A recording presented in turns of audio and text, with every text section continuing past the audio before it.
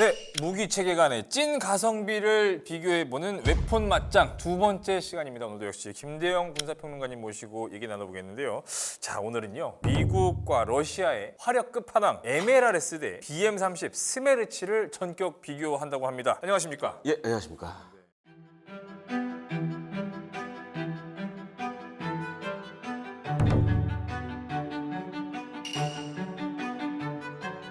우크라이나 전쟁에서 맞대결이 성사가 됐어요. 다연장 로켓포 체계가 전 세계적으로 사실 좀 주목을 더 다시 받고 있는 상황입니다. 우크라이나군이 러시아군의 이 스메르치를 파괴를 해요. 한문을 뭘로 했나 봤더니 으로 실제로 러시아군의 스메르치를 파괴하는 데 성공합니다. 이 자탄의 양이나 이런 거 봤을 때는 좀 앞서 있지 않나 이렇게 좀 추정을 해보고 있습니다. 자, 근데 이게 좀 희한한 얘기를 또 가지고 오셨네. 야, 우리나라가 MLRS하고 스메르치를 동시에 운용할 뻔했다고요?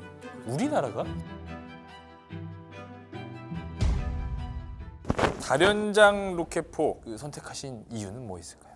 다연장 로켓포는 포병 무기 체계에 있어서 화력의 끝판왕이거든요. 다수의 로켓탄을 동시에 대량으로 투사하는 전력이기 때문에 그리고 이제 또 최근에 사실 이제 우크라이나 전쟁에서 맞대결이 성사가 됐어요. 아, 진짜로요? 네, MLRS하고 BM30 스메르시가 네. 실제로 우크라이나 전쟁에서 지금 쓰이고 있고 더 재밌는 거는 러시아도 BM30 운용 중이고 네. 우크라이나도 BM30을 쓰고 있고 최근에 이제 뭐 뉴스 보시면 아시겠지만 우크라이나전에서 이 하이마스나 MLRS에서 유효탄으로 사실 이제 지금은 뭐 로켓탄을 우르 쏘는 게 아니라 이제 쪽집게식으로 정밀 타격하잖아요. 그러면서 사실 이 다연장 로켓포 체계가 전 세계적으로 사실 좀 주목을 더 다시 받고 있는 상황입니다. 그렇군요. 우리나라도 북한의 장사정포 이거에 대비하기 위해서 뭐 장사정포 요격체계도 만들고 이럴 정도로 지금 이 화력을 어떻게 막느냐 이런 것도 되게 중요하고 어떤 걸 써야 되느냐 이것도 중요할 것 같은데 오늘 얘기 좀 재밌을 것 같습니다. 이게 사실 영화나 이런 것도 보면 강철비에 나왔던 이제 MLRS인 거죠? 예, 맞습니다. 그건 뭐 언제부터 이게 개발이 됐던 거예요? 사실은 이제 MLRS는 개발된 지 좀 됐어요.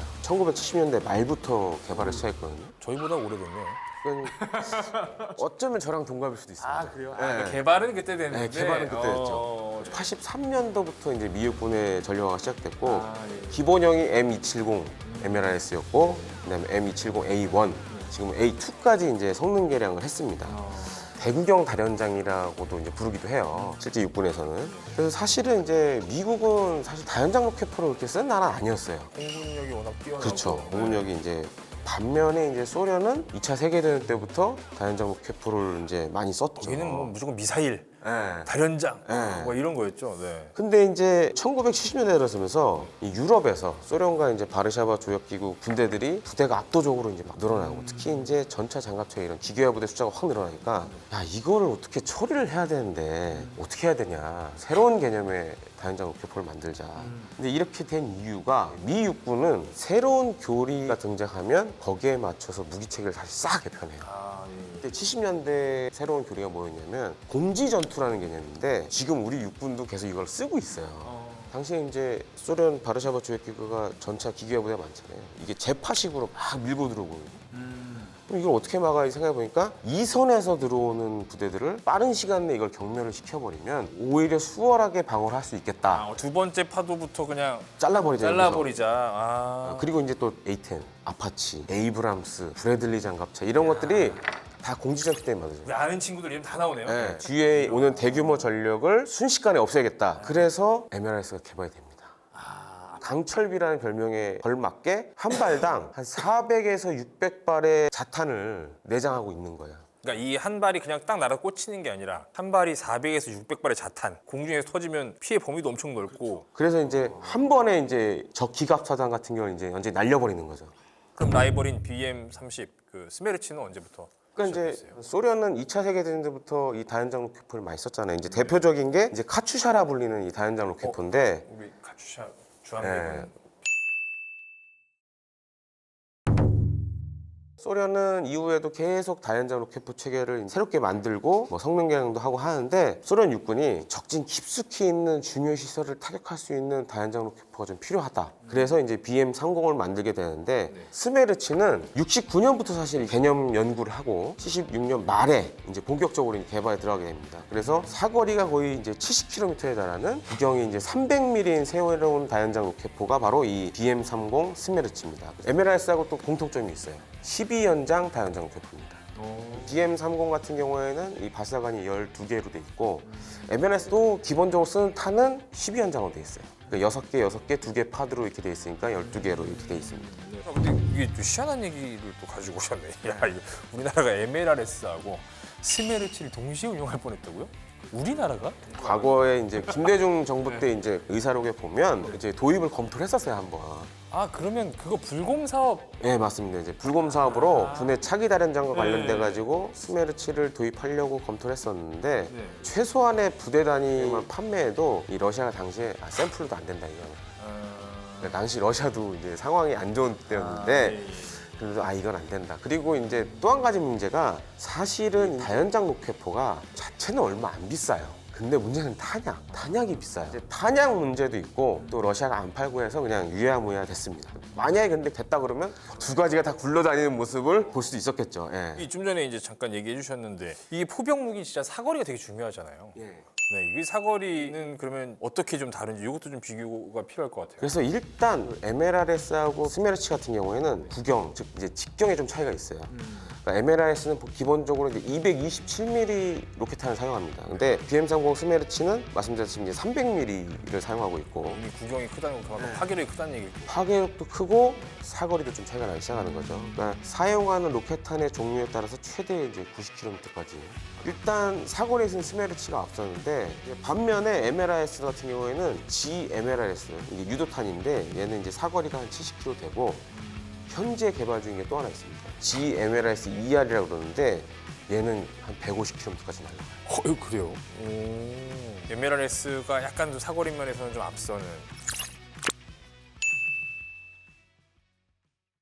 이게 구경에 따라서 이제 파괴력, 위력이 좀 달라지잖아요. 위력의 차이는 좀 어때요? 그러니까 MLRS가 사용하는 가장 기본적인 로켓탄이 M26이라고 그러는데 그 안에 M77이라는 자탄을 한 644개를 수납을 하고 있어요.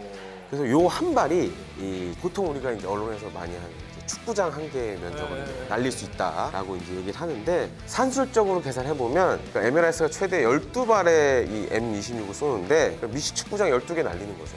그래서 미육군에서 MLRS를 일컫는 몇 가지 이제 별칭들이 있는데 그 중에 하나가 사령관들의 산탄총. 한 번 쏘면 그냥 확 날아가는. 그리고 영국군에서는 또 영국군도 이제 걸프전 때 이걸 한번 써봤는데 군용 지도 보시면 이렇게 격자 방안이 있잖아요. 그래서 영국군에서는 이제 격자 방안 지우개.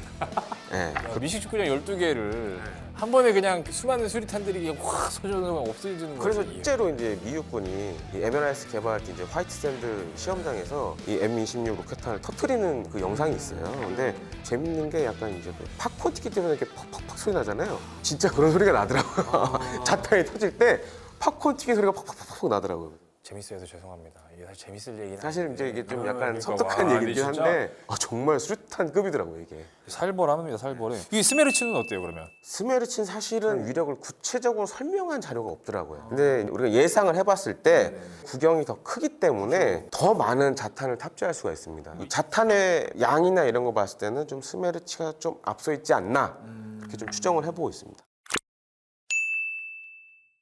사실 스메르치가 공개된 게 사실 별로 없으니까 이제 뭐 굳이 딱히 비교할 수는 없겠지만 좀 다른 차이는 또 뭐가 있을까요? 자주포란 특성은 같은데 방식이 좀 틀려요. MLRS는 궤도형 차체를 사용합니다. 기본 차대는 브래들리 장갑차 차대를 사용하는데 험지 주파 능력이 사실 차륜형에 비해서는 좀 좋죠. 그렇게 좀 느릴 거 아니에요? 최대 속도가 한 시속 64km 정도 되고 반면에 이제 스메르치는 차륜형 방식을 사용하는데 상대적으로 좀 속도가 느려요. 아 그래요? 네, 시속 60km 정도로. 야 어떻게 좀 궤도형이 알려지고. 더 빠를 수가 있지? 왜냐면은 무겁나? 무겁죠. 아 300mm 12발이니까 아 그러네요. 그 다음에 MLRS 같은 경우에는 이 발사대가 이 로켓탄만 쏘는 게 아니에요. 에이테킴스라고 예, 전술지대지 미사일도 이제 쏠 수 있고.